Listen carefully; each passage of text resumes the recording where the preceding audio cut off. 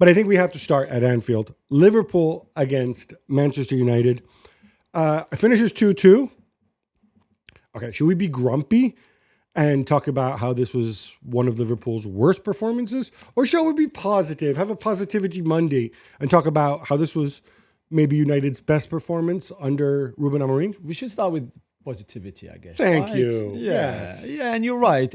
I think United players and Ruben Amorim deserve some credit for the way they approached that game, the way they played during it. Maybe not the first 20 minutes or so, but after that, they were very much in it. I thought it was Manuel Ugarte's best performance since he joined United. I thought Kobbie Mainoo showed again why he has to start pretty much every game in that team. In that position, in the two. Yeah, It's funny. I want to get you on this immediately. Mark Ogden is convinced that Mainoo doesn't have the legs to play in that position alongside Ugarte. Yeah, but I think if you play in this system, he can. I think in a system with a back four and a double pivot, maybe not so much. But I think with the five behind him, or three behind him, and the two wing backs, especially next to a player like Ugarte, and we've always said when Ugarte signed, all the kind of scouting report that we gave United fans about Ugarte when he was signing, we would say like him and Mainoo would just complement each other so well. One has a lot of legs, and that compensates the lack of legs maybe from the other, and the other one has a much higher ability level and technical ability level than the other one. So the two, I think, were perfect. And again, it's a game where Liverpool were not so dominant in midfield, Gravenberch and McAllister and Jones, like they used to before. And if you look at all the times where Liverpool kind of struggled a little bit in games this season, it's when they didn't win that midfield battle. Now, I think there's other high points for United, and we will get to them. I thought despite his late miss, I think Harry Maguire is a story.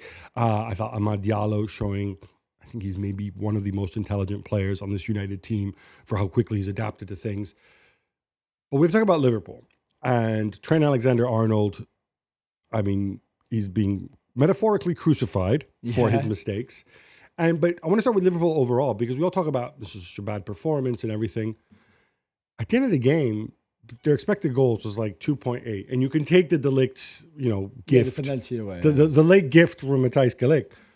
It's still an XG over 2 when they play really badly. Yeah. And it didn't all come at the end. That says something, doesn't it?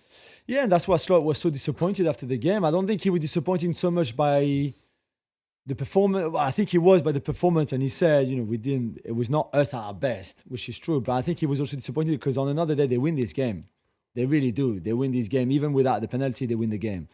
The way they concede that first goal is not acceptable. Not just for Trent Alexander-Arnold especially, but not just him.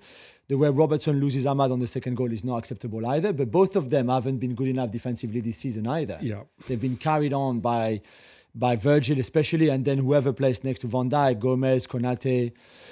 But them two haven't been good enough. So I can see why Slot was disappointed, to be fair. But yeah, they still had enough in that game to probably go and win it. And I think when you're 2-1 up with 10 minutes to go, a bit like the game away at Newcastle, but this one is at home, it's not really, again, acceptable from Liverpool to give that away.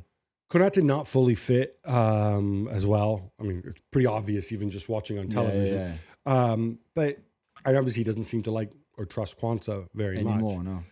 What I wonder, it feels to me though that Liverpool, and I've said this all season, a lot of guys have played a lot of minutes on this team. He hasn't necessarily rotated as much. And it seems the narrative when we talk about it is Darwin Nunez, blah, blah, blah. But actually, should the narrative maybe be that these guys could be heading towards a physical cliff edge? They could be tired if he doesn't start maybe doling out the minutes a little bit differently. So what you think about Gravenberch and McAllister? Gravenberch and McAllister are the two obvious ones. Yeah. Van Dijk has also played a ton this every season. Minute in 2024. Producer Freddie has asked me to continue with my thought process, so I will do that. When I looked at the first hour, I was struck by how, I know it's always weird at Christmas, so many games, one after the other, blah, blah, blah. But it seemed to me that Liverpool are playing at a lower intensity than what we're used to. And I know intensity isn't as critical for them as it was under Klopp, because Slot has kind of not evolved, but he's certainly changed the way they play a little bit. But I thought it was tangible, and I thought there was also an issue of legs there. And that's why I asked the question: is this something that maybe you need to look at in January, or maybe he can find solutions internally? Yeah, maybe. No, I think the squad looks big enough for him to rotate maybe a little bit more. We saw Endo playing, I think, one game, was it away at Southampton? I was skiing, man. In the League Cup. But I think the squad is there enough. They wanted clearly number 6 in the summer in Zubimendi that they didn't get, and then they made with that one. So maybe that's a position where they could reconsider.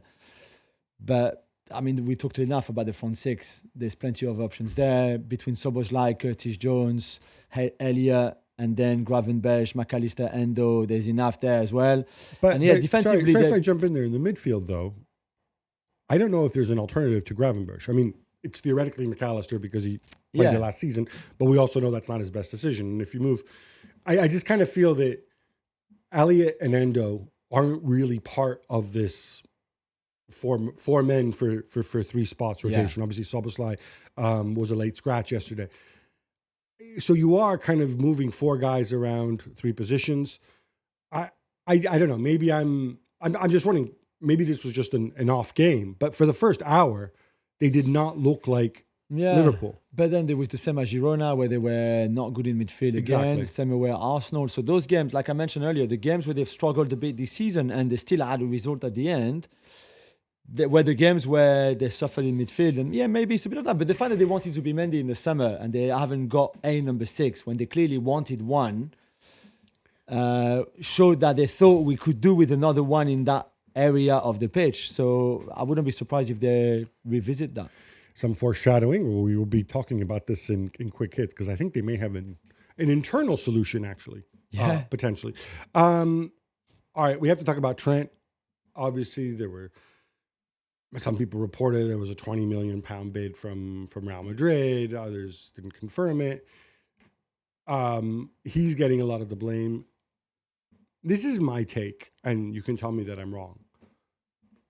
His defensive performance that we saw yesterday, and his defensive performances that are wanting in general, I don't think it's down to his contract situation. I don't think a player goes out there and says, agree. I'm unsettled, I want to move to Real Madrid. Oh no, now I play badly. Because he's had absolute defensive stinkers like this one before, right? Yeah, through his whole career. We've always said this is the great, amazing with the ball, almost like a midfielder playing right back, but defensively at times he has bad moments. So I feel like in the past, when you have that high intensity game and you press from the front, you can, and you have obviously 3 of the other back 4 are very solid defensively and very smart. I think it's easier to make up for that. Yeah. In the situation we have now, where Konate is not fully fit yet, and we've touched upon it.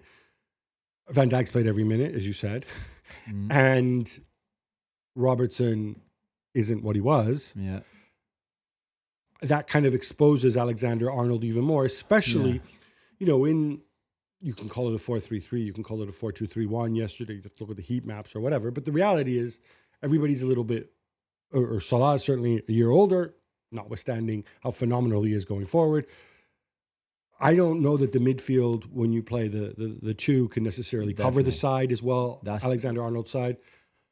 I'm just thinking about this, and why not just let him go now? If there is that possibility. Yeah. I think that's on the table. They clearly shut the door, so I don't think they will reopen it or open it now. But I think you're right. The change of system, because for many, many years, whether it was Henderson or Wijnaldum or whoever was playing in the 3 of that on the right of that midfield 3 for Liverpool and the club, was the one suddenly making Trent look better defensively than what he was, and making up for a lot of the mistakes that Trent will make in his positioning or just in cover, everything like that. The fact that you've moved away from that, which is fine. There's other qualities to a 4-2-3-1 than there is to a 4-3-3, but that exposes Trent more. For me, if Real Madrid came, and they did come this month, is because Trent has said, I want to come. Whether I come now or in the summer, I will come to you. Otherwise, they don't come to Liverpool now if they don't have already the green light from Alexander-Arnold. So he clearly wants to go. Liverpool have said no. You could see why. I'm not sure with the ball. Well, it's not we're not sure. We know that with the ball, Bradley at right back is odds and often the same. So you would lose a lot of what you do well with the ball. But that's fine, though. Trent goes. That's there is that argument about how, if you talk in terms of people who can create out of nothing on this team, after Mohamed Salah, it's Trent who's the other one. That said, I'm not sure this Real Madrid angle. If I'm Real Madrid, I just sit and I wait, because you know what? Joshua Kimmich, as of right now, we'll be talking about him later too, he's a free agent. And I think they're roughly the same age. I think Trent, Kimmich is older than Trent. Not much older, if he is older. I think Kimmich obviously solves two positions for you, not just one. I just wait and I maybe negotiate them down, either one. I don't think you know what I'm saying. Like, they're not going to take both of them. We don't think, right? No, definitely not both of them. I don't know. Yeah, but maybe Kimmich doesn't want to play right back anymore. Whether he stays or goes. Maybe there's a bit of that. I think the appeal of getting. You can get Kimmich in midfield. Yeah, true. I think you could. Certainly that's not a bad solution there. No, that's true. So maybe they could get both, one from midfield, one from right back. But maybe from Liverpool it would be a bad message, even in relation with the fans, if you FSG, to let him go now in January. I think that's why. But what I'm curious about here, I appreciate the optics. I appreciate the bad message. I appreciate the whole pay them what they want. You know my views on this. Yeah. This is not Klopp's Liverpool. This is Michael Edwards' Liverpool. Yeah. And everything we've been told is that image, optics, this doesn't matter. What matters is, can I deliver the results that I need? Can I best use my resources? Yeah. And that's why I think Liverpool can say what they want, but I think that window is still open. If a number comes in and he wants to go, I cannot imagine a world where Michael Edwards and the people making those decisions, on the one hand, they're saying, no, Trent, we think you're worth this much. This is the contract in front of you. Sign it or don't sign it. Mm-hmm. And at the same time, somebody comes along with a big enough offer, whether it's 20 million, 30 million, 40 million, whatever it is, right? That they would say no to that. Like, it just doesn't, I'm not saying Michael Edwards is, cruel and unemotional and he's a robot. Yeah. And obviously Slot weighs into it too. But Slot's not stupid. Slot's got 3 players who are on expiring contracts. Yeah. And if he has to sacrifice one to get the other 2, then that might come into it. That's why I think that this is still in play. I think it's going to be a fascinating January because of that. On the United front, we've praised Ugarte. We've played Amad Diallo. I think we need to praise Diogo Dalot. And I think, can you explain a little bit about, given you've played at a higher level than I have, this whole thing, left back, right-footed, left-footed. Why can the guy play on either flank so effectively? I think Diogo Dalot has a better left foot than a lot of right footers to start with, because you see the quality of his deliveries onto his left foot, the fact that he doesn't mind at all going onto his left foot when others would always come inside back onto their right foot because they are more comfortable on it, and rightly so. But is that just training? Did like an 8-year-old Diogo Dalot have a coach that said, "Okay, now you're going to practice both feet"? Yeah, probably, yeah. But even some, I think. Everywhere you train, whatever your level, you try to do both feet. Just some are more gifted than others for it. I think Santi Cazorla, for example, or Ryan Cherky, because he's probably the one who's playing now, who is the most two-footed. I think trained a lot on both feet, but was naturally gifted with both. It's just the way it is. Like, I don't think he was just born like that in a way. So, but for Diogo Dalot, as much as Trent made him look like Roberto Carlos yesterday, which I think helped him. You're right. It was just outstanding. And I think it's no surprise that United, clearly the game plan was to isolate Trent Alexander-Arnold and insist on that side. I think 54% of the United attacks were on their left-hand side. So Liverpool's right-hand side on Trent all the time. Also because Salah can pretend to defend and come back into that kind of position, but doesn't really defend much. Certainly not as much as on the other side. So, or as much as he used to. I mean, one attack out, 2 from United were on that side, clearly for something. Bruno, Dalot, and then whoever coming on that side too. Really, really good. And yeah, Dalot was a big part of that. And even if it's in the end, None of his own. It doesn't have any assists to show for, and doesn't really have much to show for this in this He's hugely game. disruptive. But yeah, he was really, really good because Garnacho then I think benefited from Dalot for the assist, and Bruno very much so on the first goal. All right, let's do that thing where we take a step back and look from the 28,000 feet view down on the Ruben Amorim project. Obviously, a string of poor results. Yeah. But then when we talk about, I feel like we're at the stage where some pieces are falling into place, right? So when I project forward, I think Onana, for better or for worse, is his goalkeeper. Lisandro Martinez scored a great goal, didn't play badly, still not 100%, but for the time being, he's a piece of the puzzle. Yeah. Maguire, and we'll get to him later, has been confirmed. De Ligt is the one I struggle with because I thought he would be the most natural fit. But then again, he still has that horrible handsy like habit, he had at Juventus, which goes back to Juventus, where I think it felt like he gave away 4 penalties in the same season. It felt like 10, right? Yeah. I was like, dude, like, figure it out. You're a smart boy. Like, you're a professional athlete. Yeah. And obviously there's more to come from Euro. Great tackle on Darwin yesterday. I think that what also gets them. And shortly after coming on, he was cold. Yeah, 7 minutes before. And he ran the length of the pitch. Right. So those pieces are in place. Ugarte is in place. Mainu, despite the Ogden negativity, but let's face it, it's Mark Ogden. Yeah. That's in place. Amad Diallo, I think we can say, is in place, yeah? Yeah, as an inside 10, yeah, definitely.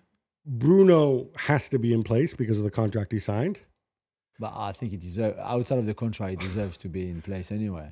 I don't think he's a natural fit for that role, but you know, he's not going. He's still he's still their best player. That's not mince words. So the questions are, what I want to throw to you is there actually less work to be done, at least on the starting 11? Because then that leaves a center forward position where some people like Højlund, some people don't like Højlund. And even the wing backs, where I think he would like to have a more defensive one and a more attacking one, and maybe that's where you work on. But between Dalot and Mazraoui on one side, well, I think both of them, but both can cover either side, right? So you're okay with that. And then, so you get that player for the other wing that you really like, and then maybe another striker, and then if you don't like Højlund, is there actually less work to do than we think? Yeah, I think so. And I think this game showed as well that with a bit more time to prepare and to work on things at training, because before that they were playing every 3 days. This time they had a bit more time. They were better. They were better collectively, individually in their mindset, but collectively as well, which I think helps. So I expect them to be even better in a week time to play Arsenal in the FA Cup, because they will have the whole week to prepare. There's no League Cup game for them. So I really expect them to be better again in another week, in another tough game away from home. So that's the first thing. The second thing is, despite everything we've just said about the starting 11, sometimes I still haven't really forgiven him for what he did against Newcastle and starting Casemiro and Eriksen and thinking that was good enough for a game like this against maybe arguably the best midfield in the league right now in Tonali, Bruno and Joleon. Even maybe better, certainly over the weekend, than the Liverpool one. And yet thinking that Casemiro and Eriksen would be good enough for that, and they were not, and they destroyed them in the first 25 minutes. So sometimes he still makes some mistakes that I think, like, why? You're such a good coach, smart coach. Why? What's happening in your head? And yesterday there was something after the game where him and Bruno Fernandes said, why can't we always play like this? Why can't look at what we did today away at Liverpool? Why can't we always be like this? Why do we have those games against Newcastle and Bournemouth and Forest where we are the shadow of what we showed today against Liverpool? That's on you, Ruben, though. Well, I would say two things to that. One is, it's obviously not easier to play against Liverpool, but it's easier to play well against Liverpool because Liverpool will take the initiative. You're away from home, and it's more a question of, effectively not just playing on the counter, but it's easier to build a game plan that way than when you're playing Nottingham Forest and they say, hey, you have the ball, you do something with it, right? Yeah, true. So I think that's one aspect. The other point, and I've said this all along, Ruben Amorim needs to do three things at once. He has to get points, and that's not been going great. Yeah. He has to teach his football, and there was progress today, but it could be entirely different against a different sort of opponent. And he also has to assess the players he has. because giving Eriksen, if you think Eriksen can contribute next season, giving Eriksen a 1-year extension is going to be cheaper than going out and finding an Eriksen replacement.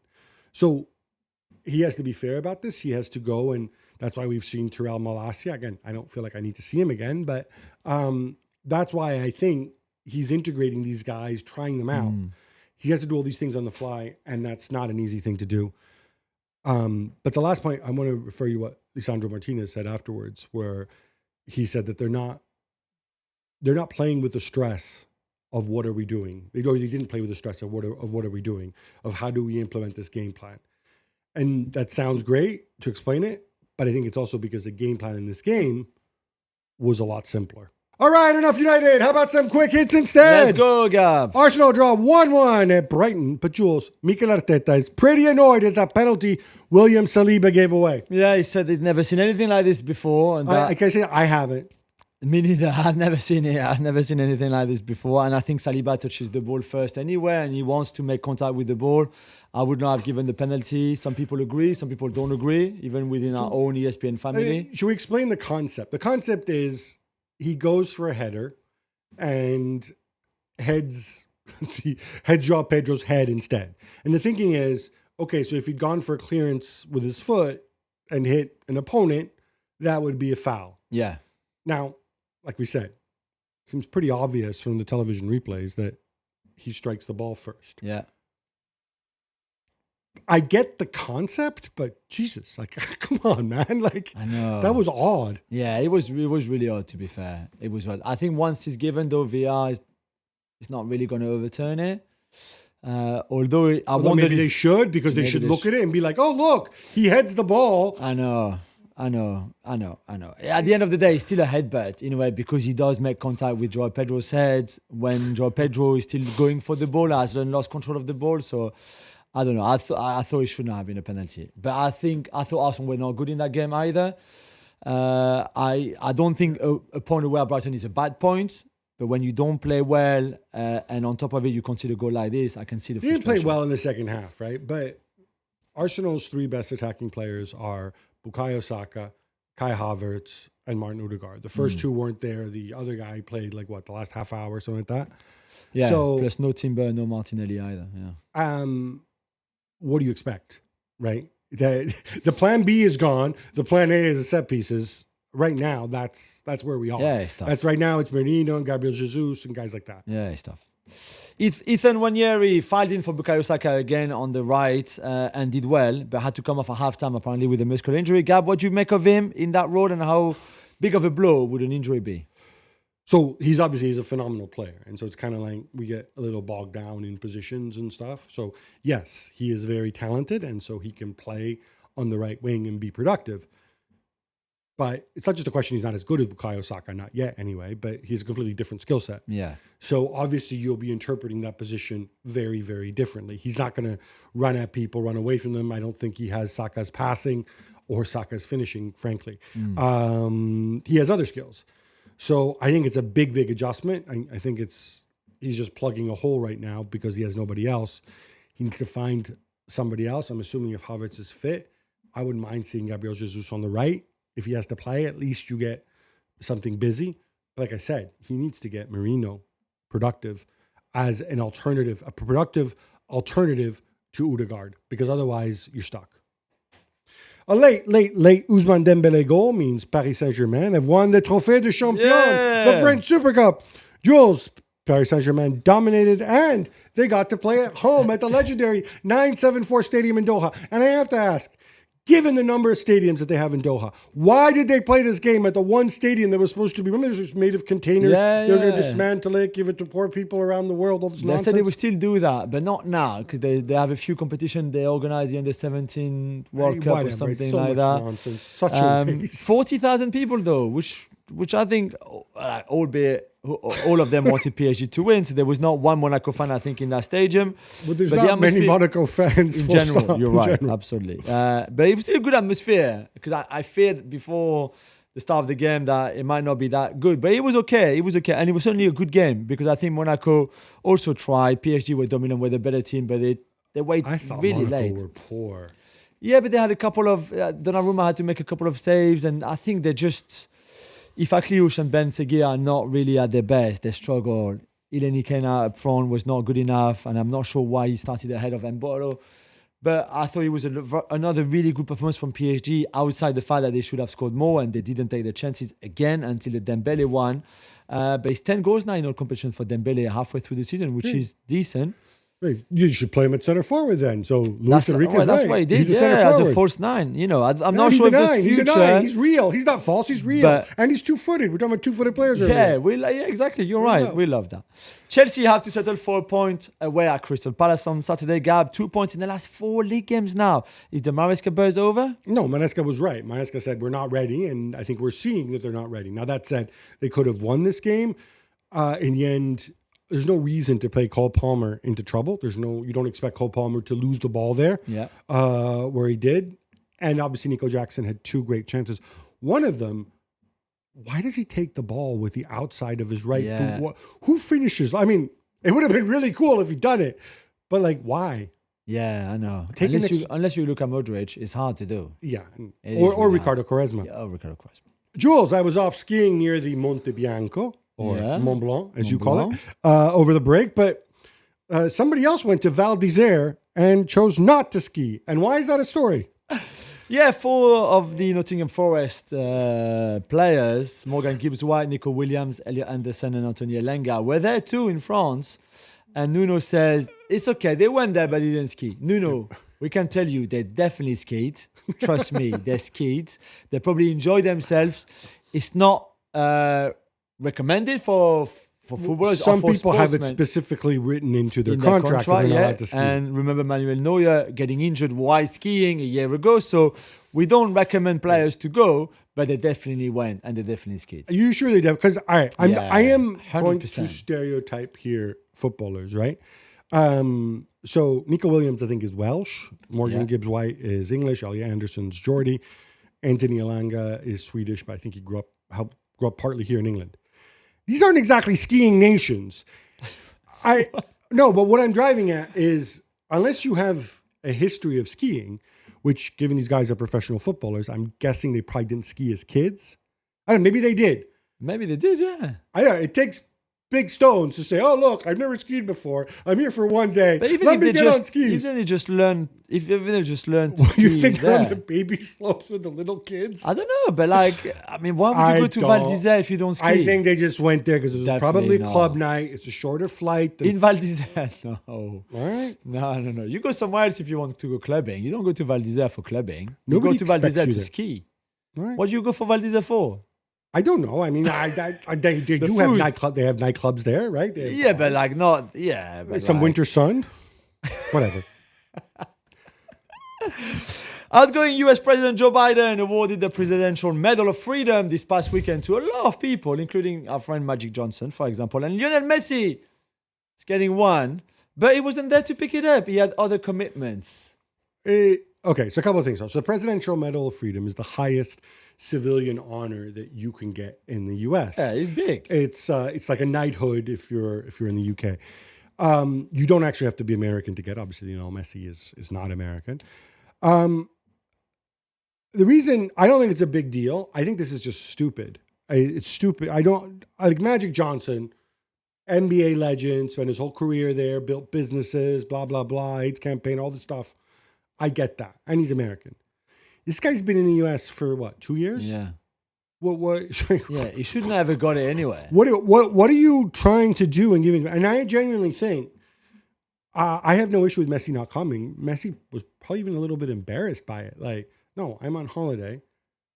Why are you? What have I done? Have I ever met you? How do you even know who I am? Yeah, it's a weird one, but still, you should go. It's an honor. You shouldn't be forced into an honor. No, you shouldn't. I don't know. I didn't like this. I don't like the fact that again, I don't see the reason he got it. True. And if he's with his family, taking his time off, I got no problem with him not going. It's not a snub. It's not offensive. And I think the next president's son is a big football fan. So if he's dying to go visit Washington D.C., I'm sure Barron could arrange that. Jules, we're not done because we have more quick hits. Yes. 2 wins on the bounce for Manchester City as they beat West Ham 4-1. But Jules, Pep says they're not back just yet. No. Is he right, or is he just being grumpy? I think he's both. He's both right and grumpy, Gab, because that was not really a good performance. Certainly not consistently from City in that game defensively. They were far too exposed and far too open. Again, it's not the first time we say it. Can I say something? I complain about Ruben Diaz when he's there, but when he's not there, it's so much worse. So much worse. Ruben Diaz. You're right, absolutely. Yeah, you're right, it's so much worse. I mean, they could have been 2-0 down easily in that game before finding themselves 1-0 up with a lucky deflected cross from Savinho. And yet, Haaland scored 2 goals for the first time in the same game for the first time since September, I think. It's 2 wins in a row in the league for the first time since October for City. So there is progress, but there's still a lot of things to sort out for them. 3 points out from third place. True. It's not far, though. Roma win the big derby in the Eternal City as Claudio Ranieri makes a big bet on Lorenzo Pellegrini, and he pays off. That's right. They beat Lazio 2-0. And what I love about this is that so Pellegrini is Roma's captain. And I find him absolutely fascinating. Now, it's not easy to be the Roma captain because you're following in the footsteps of Daniele De Rossi and Francesco Totti. And also, you're a captain who people don't like. A lot of Roma fans don't like him because he's a bit introverted, because he's not the guy who beats his chest. Jose Mourinho, as we found out later, didn't really like him. Yeah. Ranieri hadn't actually played him since in more than a month. And he says, oh, no, he's not going to play him. His head's not right. Instead, boom, he starts him. He scores a lovely goal. Tremendous goal. Yeah. Roma were not good in this game, I thought. It was very... had 33% possession. They spent the whole second half defending. 24 in the second half, yeah. Yeah, they needed... you expect more from them, but then again, it's the derby, right? Yeah. So it's by any means necessary. Lazio, I thought, played well after the break. And interesting at the end, like a brawl, Castellanos and Hummels. Paredes had been looking for it all the second half. Kone and Guendouzi, who are France teammates, also had a bit of argy-bargy. There was a lot of tension. It was great. But yeah, the Hummels goes and he tackles Castellanos. Castellanos, as he falls over, as he's getting up, he goes and he just kicks Hummels. Yeah. Hummels, I've never seen him move so fast.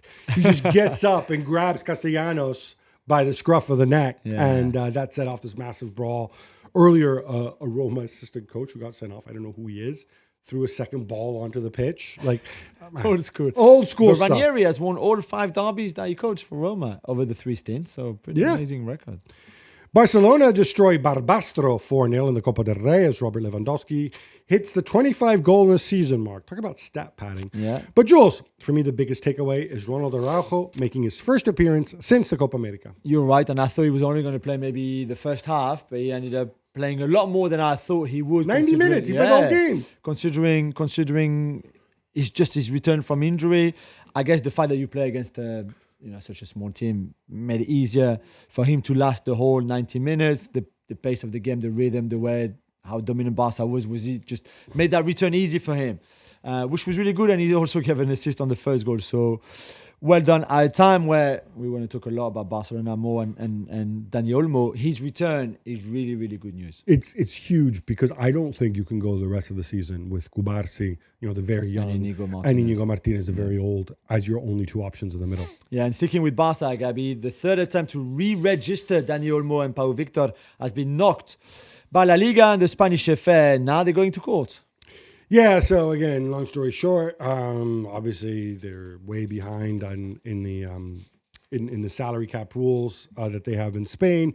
What they did in the summer, they only registered these 2 guys for 6 months, hoping to get revenue. And in the meantime, they got revenue via Nike contract, but then that's to be spread out over the life of the contract, so they can't squeeze Dani Olmo in.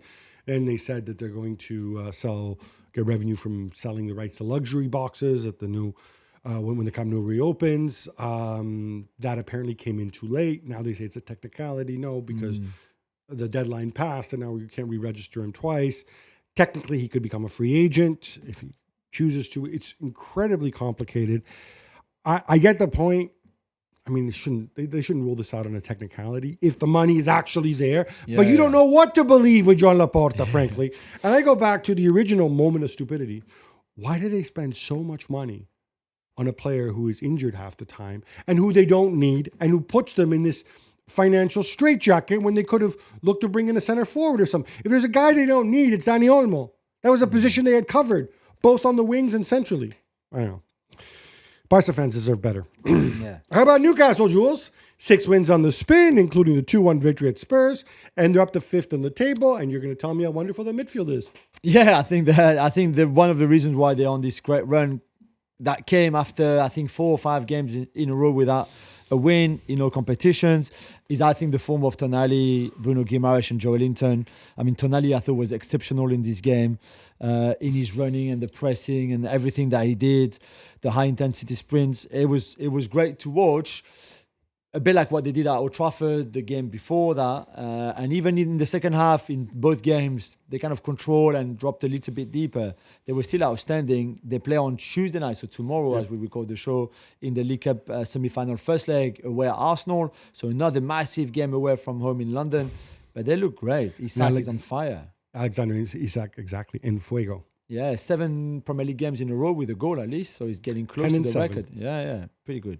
And sticking with that game, Ange Postecoglou was furious after the game and could face FA charges, Gabby. He said that on another day, on a fair and even playing ground, we would have won the game. What does he mean? Means he's unhappy with some of the officiating decisions. I don't have a problem with you being unhappy. I'd be unhappy too. I don't think they were cut and dried, but they could have gone the other way. The Joleon handball in the build-up to the first goal. Again, the rule changed that if it's an accidental handball, you don't immediately go that far back. But I thought this was pretty material in scoring the goal. And on top of that, I'm not entirely sure it was accidental that his arm was by his side from the replays I saw. It was also the Joleon headbutt on Bergvall, was it? The elbow, yeah. You know, all these things coming together. That said, dude, look at the XG in this game. Yeah. You got killed. And secondly, Ange, you can't be, I don't like VAR. They're ruining the game. I hate the way the referees have to get forensic. You either accept the decisions or you don't. You can't have it both ways. You can't be, I'm the pure guy who doesn't like VAR, who doesn't talk about referees, and then go and unload on referees. Yeah. I think he will get a charge for this. Yeah. Leon Bailey scores the winner as Unai Emery's Aston Villa beat Leicester 2-1. Jules, last season, Bailey scored 10 league goals, 14 overall, all of them from open play. Saturday was his first of the season. Now, can he become an important piece in the second half of the season? Yeah, I think that's what they're hoping for. Certainly, if he can recover the form from last season, because he's had injuries this year. We saw 12 starts. Yeah, 12 starts. We saw Morgan Rogers really exploding at that kind of level, and there's something for him on that right hand side. He was good in that game, and I think they're hoping that, especially with the injuries that they have right now, that he can continue like this. It feels with different people carry Villa at different times, and if he can pick up some of the slack, it takes the pressure off others, especially with McGinn now looking injured as well. Napoli roll on to a 3-0 win, away at Fiorentina, and 3 points clear now at the top of Serie A, although the chasing pack have games in hand. Gab, how about David Neres then?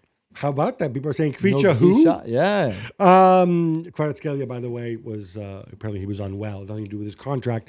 Neres has been a big bonus. He's turned him around. A very skillful player. I don't think he's ever approached his potential. He's doing it now. That's a credit to Antonio Conte. All of Conte's newcomers, Lukaku and Tomine, scored. The other one, Alessandro Buongiorno, injured. They're rolling along. Again, they're not dominating. He didn't dominate Fiorentina by any stretch in terms of chances and in terms of the way the game unfolded. But he's making the most of his time with the players on the pitch and the fact that he has no European football. Let's go all the way back to Friday, Jules, and Real Madrid's 2-1 win at Valencia in that rescheduled game. Courtois saves, a penalty miss, and Mbappe goal disallowed for offside. Controversy with Vinicius and a red card, and some Modric magic fueling a comeback. This was a very Madrid game. Yeah, it was. And you can even add the late Jude Bellingham winning goal like he used to do so many times at the first half 5 minutes of last into time season. added on. Yeah. Incredible game. I mean, to start your weekend, this was perfect. They obviously played that game during a Copa del Rey weekend because of the Spanish Super Cup coming up and etc. And they play the Copa del Rey game on Monday night, so tonight as we record the show. And Valencia with Carlos Corberjan, the new coach, the new manager, did really, really well at the Mestalla in this game and probably don't deserve to lose it either.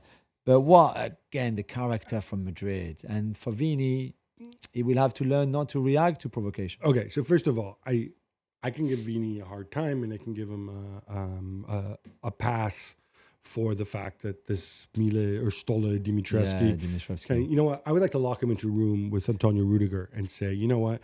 You really are a massive pussy. Like, to go, that's just, this is why we should have video evidence after the fact for people who do things like that. Just go and get somebody sent off in that way. That's really shameful. Big strong keeper, are you? Right? Yeah, badass, like Rayo Vallecano. Like, when you pick on somebody your own size and see what happens, right? But that said, Vini can't react this way. You cannot do this. Antonio Rudiger had to basically pick him up like if he was like a little doll and take him down the tunnel. I mean, what are you doing? I know. It's not the first time though. Maybe there was also a fact the last time he was at the Mestalla, of course. There's history there. There was no issue of racist abuse there. There was none of that. It was just simply an issue of you falling for the trap of a goalkeeper. Just assume that your opponents are all going to throw themselves to the ground the minute you breathe on them, Vini, and just stay away from them. Walk away and stay on the pitch because Real Madrid needs you. Yeah.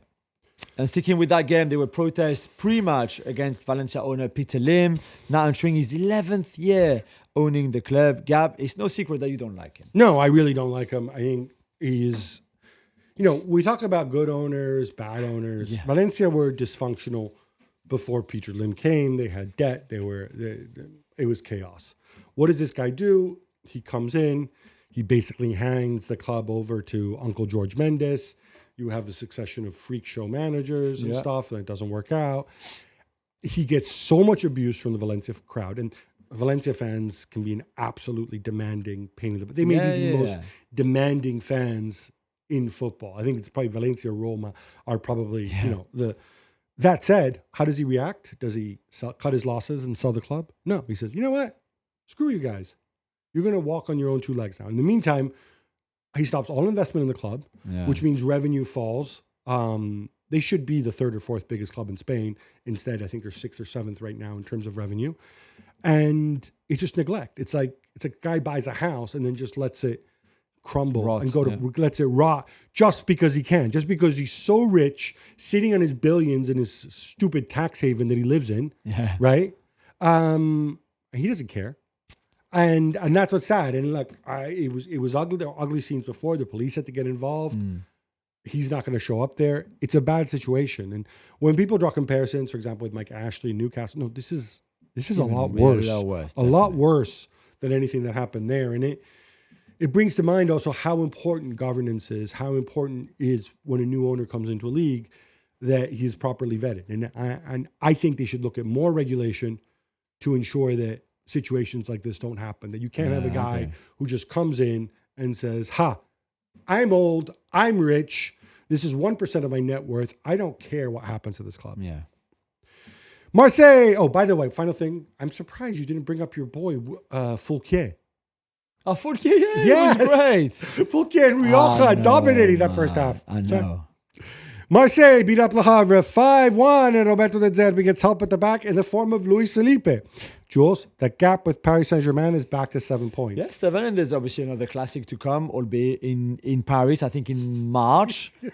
but to be fair, how to create a Ligue 1 title race. I still want to believe that we can make it competitive because they're a very good team, and De Zerbi anyway. He's got great players. Is Luis Felipe changing anything, moving the needle? I'm not so sure. At least it's a lot of experience that they need at the back, and they need a bit of cover, and they have Geoffrey Kondogbia playing there right now. So, they can do with another player there. Did he just not like it at Al Ittihad? And his contract, his contract was rescinded by both parties. So I think so he's like, all right, I don't like it here. What, like I can't get a drink or what? Like, it's not so much that. I think they wanted to have another space for a non-Saudi player, which obviously the quota was full. So I think it was good for both parties. He wanted to come to Europe after his time in Italy, obviously. So I think that worked for everybody, really. And now I think he's a good addition to this Marseille squad. He has an Italy cap. He has one Italy cap more than Ryan Cherky. Yeah, that's very true. It's a Milan derby in the Italian Super Cup coming up, which kick off in a few hours' time on Monday night, tonight, as we record the show. How are things looking? And what's your take on Sergio Conceição replacing Paulo Fonseca? So how things are looking, Milan beat Juventus coming from behind. They were lucky, Yeah, I they were thought, to lucky. beat them. Inter had a much easier time against Atalanta. Denzel Dumfries scoring twice. Going forward, the big storyline out of Inter is that Lautaro says like, "Oh, this is the worst moment in my career," and he's all down. It's okay, Lautaro. People still love you. Okay, like let's be clear. Yeah.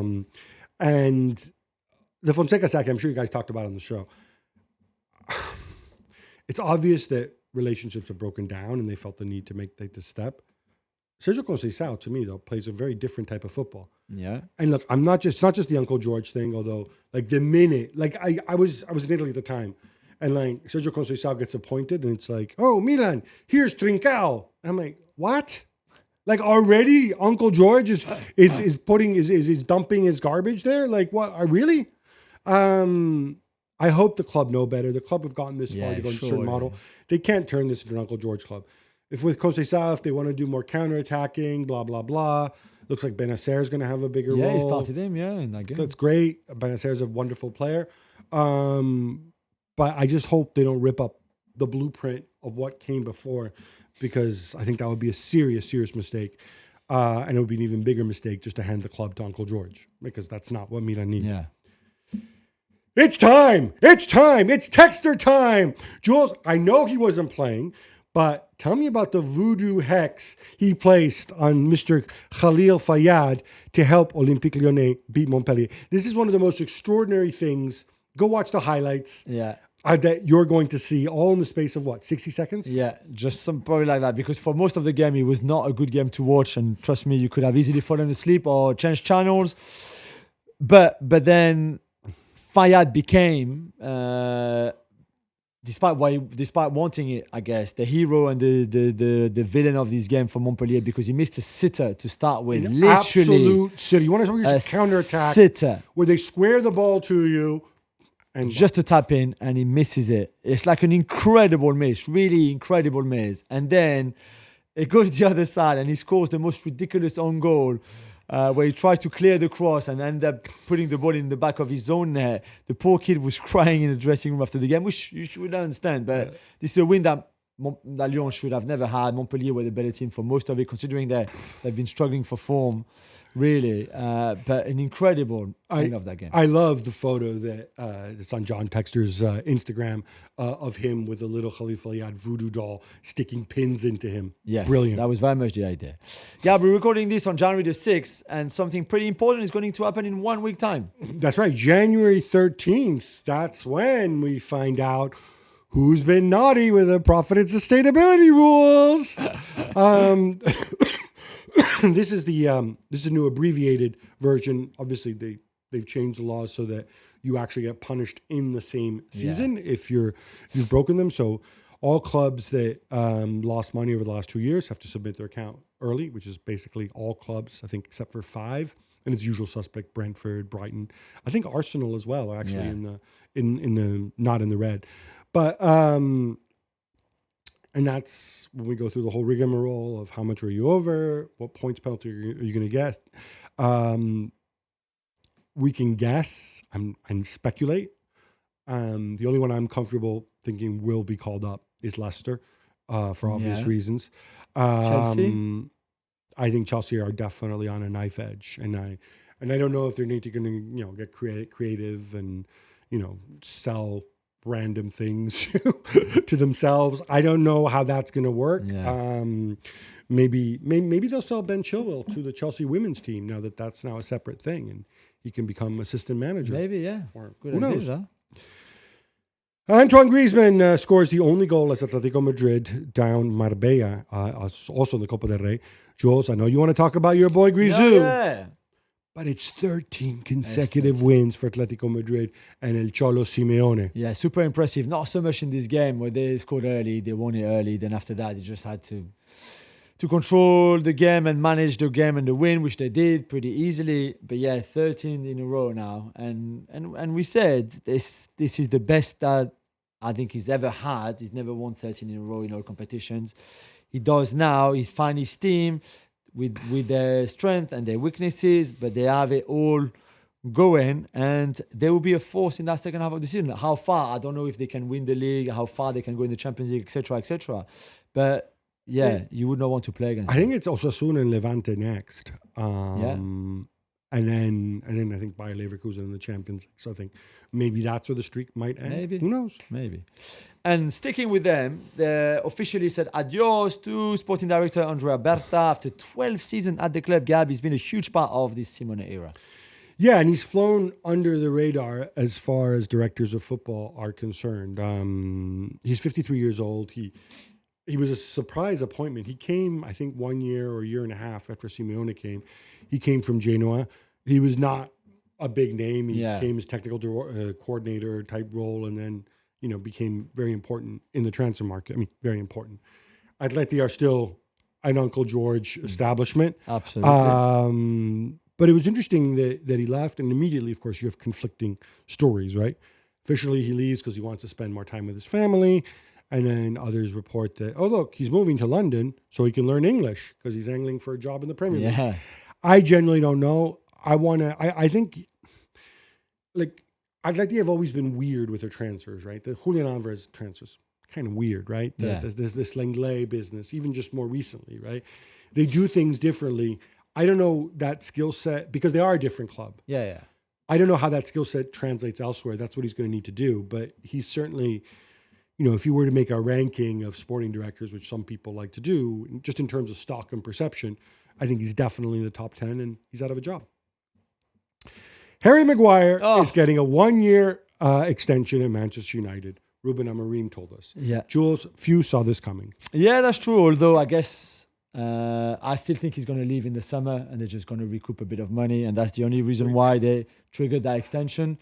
Because Amorim also said that he has to improve. He's not good enough right now. He plays because they need a bit of experience there. And the back three and him playing at the sweeper in the back three makes him look better than what he actually is. And he's not my cup of tea. But that's, for me, the only reason why they triggered that extension. Okay. I will say this about Harry Maguire. I think he is not the most mocked center back in Manchester United's recent history, because that would be Phil Jones. Yeah. However, Harry Maguire has put up with so much crap. That's true. So much humiliation.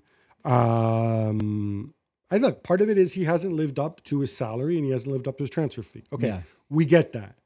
But for him to stick at it, to continue, to keep pushing, when he could have said, all right, fine, I'm going to just leave and go and collect my money elsewhere. Yeah, he wanted to leave in the summer. They just didn't accept West Ham's offer of 20 million and wanted more money. And then in the end, nobody came with more money. So he stayed. I have a lot of respect for the way he's worked his way back in there. Fair enough. And from United's perspective, what we were talking before about the way the team looks. I mean, presumably De Ligt is their center back, is their central guy in the back three with Euro over on the right. Having Maguire as an extra body means that you don't need to go and spend. I mean, I think it kind of changes your profile. They will have to get another center back if you want to play with three. Yeah. You need to have 5 on your books, but it changes the urgency. You don't need to bring 2 guys in, right? So I think that's a bonus, and well done to him, because I'm happy for him. Yeah. He missed that sitter at the end, which, by the way, people made it seem as if, oh look, he missed a sitter of the season. When I'm watching this, I'm like, okay, surely Xerxes. I know you're unselfish, Xerxes. I know you like your assists. That's what he does. Yeah, but you're passing the ball to Maguire, who's winded and who's off balance. Surely Xerxes knows that his finish, even with all the Xerxes limitations, is going to be better than Maguire. But so I didn't have to be on target, at least. It was funny, the reactions of the players on the pitch. They showed this on Match of the Day here in the UK last night. They're all like lying on their back. They can't believe it. But well done, Harry Maguire. He deserves the extra year. Gab, the change in manager at Milan means the transfer rumors have ramped up, and they're linked now with both Dani Olmo and Marcus Rashford. Who would you go for? Neither. I wouldn't go for either one. Hey, come on, what are we talking about here? Really, you need Marcus Rashford? Your best player happens to play on the left wing. Your second best attacking player anyway is also a left winger who has to play at 10. That would be Christian Pulisic. So why not bring in another guy who does that same thing? Sure it is. Dani Olmo, the same thing, whether it's 10 or wide. This is not what you need. Yeah. And why go and blow money on this? I fear a little bit. Uncle George getting in there and saying like, hey, Barcelona, hey, Deco, hey, amigo, can we do some sort of deal here? You want me to take this guy away Just for on you? loan for 6 months, then he goes back to you. Yeah, and then we'll bring Rafael Leal the other way, and then you won't be able to register him for 3 years. Come on, man. Seriously, move on. Like, Conceição needs to work with what he has. Yeah. 1 or 2 tweaks, possibly, but none of this Rashford, Daniel. Come on. I know, I agree. Jules, I'm a big Stefan Bajcetic guy, as you know. Some of our audience may have forgotten about him, but he's been on loan at Salzburg with Pep Lijnders until his departure. Hasn't been great. No. Now he's linked to a loan move to Betis. Okay, I'm asking the obvious question. Why don't Liverpool just bring him back? He's fit again. He plays the same position as Ryan Gravenberch. He was very good before his injury. Yeah, but I mean, I think Slot would have assessed him before he sent him on loan to... Was he assessed? The guy was gimpy. He's injured. He was injured before. Yeah, but he had surely the preseason before. When he signed for Salzburg, he was not injured anymore. So Slot would have seen him during the preseason when he had all his players. Yeah, but maybe he thought he was getting Zubimendi at that point. Yeah, maybe. But then I think if he was that good and they believed in him, they would bring him back. They would not send him again on loan to Betis. And if he was good, maybe he would play at Salzburg, and he's not. So I don't know what the problem is. I just don't think they really count on him. Otherwise, they would. No, it's obvious that they don't. I'm saying they should. Yeah. They should. Well, I think they probably know better than us, though. I like him too. I like the kind of player he is. If he doesn't think he's... I think ideally, if I'm Michael Edwards, what I look for, my ideal guy would be a badass central midfielder who can replace both Gravenberch and McAllister. Maybe also fill in at center back. Heck, maybe even at right back, if there is such a thing. Right? Somebody who can play those 4 positions. It's not that complicated, right? I mean, Endo's filled in at center back. Yeah, right. Endo is not good enough. Okay, fine, but I would look for that profile, right? Yeah. Just to give me that depth. But in Bajcetic, I kind of already have that there, right? Why not? Like, seriously, instead of sending him to Betis, Emmanuel Pellegrini, what happens, blah, blah, blah, just keep him around. He's under contract for 6 months. No, because as I say, like, we like Endo, right? But Endo is the size of a garden gnome, right? Endo cannot do Ryan Gravenberch's job. We agree. Yeah. Right? Well, he can do a job, but not as good as the other two. Not that job, Yeah, right? yeah. Harvey Elliott, I love him, but Harvey Elliott's profile is not to be number 6. Harvey Elliott can fill in for Curtis Jones or Szoboszlai, and I think he can still go back. He could go back to being a winger like he was originally. Why not bring Bajcetic back? Yeah, maybe that's an option.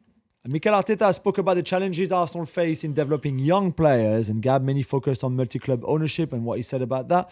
But that wasn't the only issue he named. Yeah, so this multi-club ownership, you know my views on this. I think most people who do it don't do it well, and it ends up costing them a lot of money, and actually doesn't help their first team. I don't know. Yes, we've been through this, right? Red Bull have made it work to a point.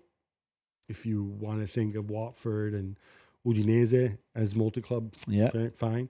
The others, there's no synergy.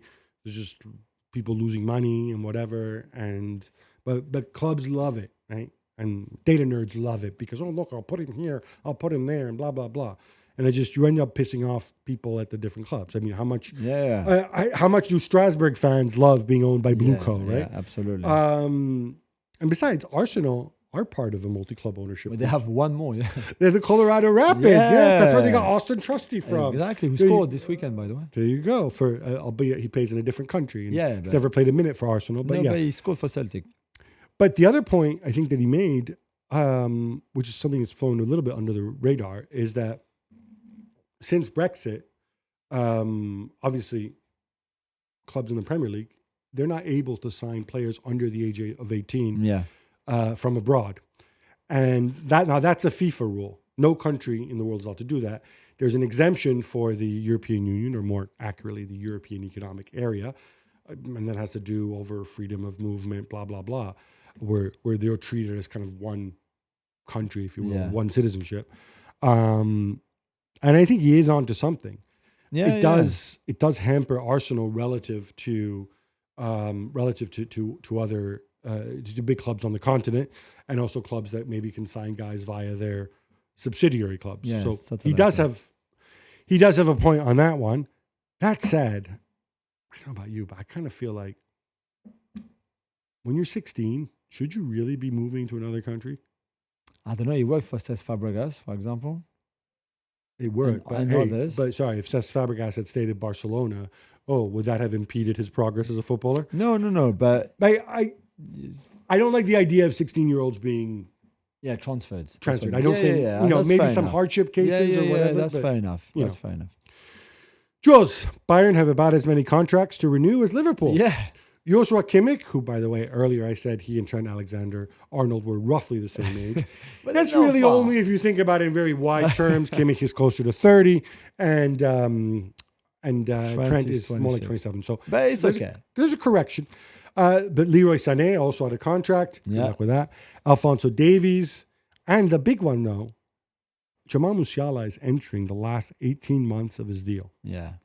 Yeah, it's really interesting because I think Alphonso Davies would pretty much know that he's not too keen on staying and that he would like ideally to go to Real Madrid and that Real Madrid would like to get him maybe. Leroy Sané has said that he wanted to stay and his form has improved lately, so there's probably something there. And he's playing him, too. Yeah, he's playing him too, yeah. And for Kimmich, we said together before that they can't really afford to not resign Joshua Kimmich for everything that he represents and where he can play, etc., etc. So, and then there's the Musiala deal. Surely you cannot let go the biggest talent in German football with Florian Wirtz unless you get Wirtz To replace Musiala. I think the idea for them is to play them both together one day for Bayern, but surely you can't let Musiala go. You got him for nothing when he was 17.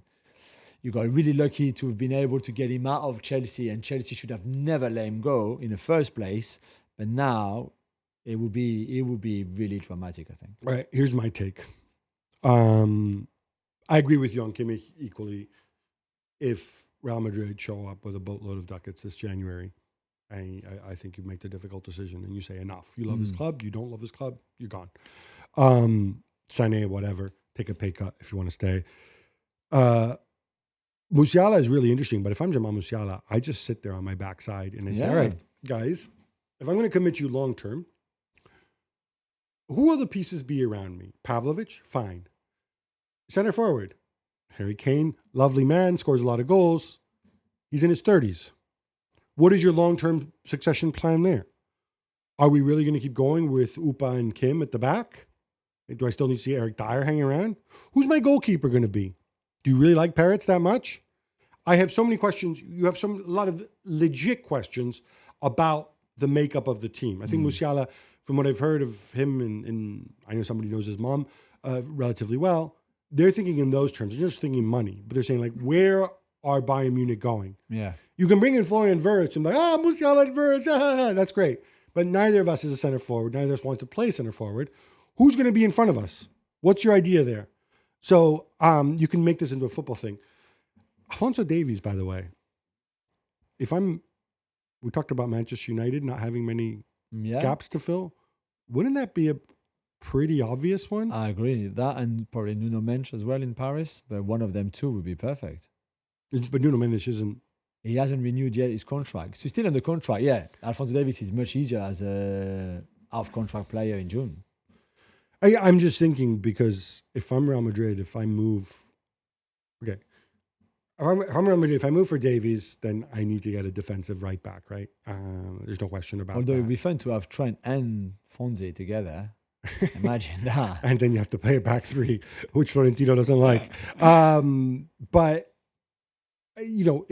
if I end up picking an attacking right back, whether it's Trent or Kimmich or whatever, right? Or Kimmich and whatever the combination is, and I've extended Ferland Mendy already, then I'll muddle on with the Mendy situation on the left. So I don't know. I think United should be aggressively thinking of Alphonso Davies if they aren't already. Do you want to read the last question, Jules? Sorry, I thought we were finished. Sorry, Gabby. Juventus are shopping for centre forwards this January. They've been linked with Joshua Zirkzee, Niklas Füllkrug, Randall Colomwani, and Patrick Schick. What do you make of it? So this is all because They trusted doctors. Oh, Eric Milik's coming back. Milik's back. There's one more week. Oh, Milik's back. No, Milik is not back, which means they only have Vlahovic. Of these guys, look, Zirkzee is based on the fact that Thiago Motta worked with him before. It's a completely different profile from Vlahovic. I don't think it makes any sense. It doesn't make sense for United, I think, to loan him out because you need another body who can play center forward. Marcus Rashford ain't coming back anytime soon. Nicholas Füllkrug, if you want a short-term option, although he scored at the weekend, He right? did score, yeah. On loan? Sure, why not? Colomwani, I don't see where they're getting money for him to do that. I mean, Paris Saint-Germain presumably aren't going to loan him, right? I mean, no, they would like to sell more, but yeah. And Schick, until Boniface comes back and proves that he's fit, why would Schick go? I know. Between backing up Boniface, who gets injured all the time, and backing up Vlahovic, I'd rather stay at Bayer Leverkusen. Yeah.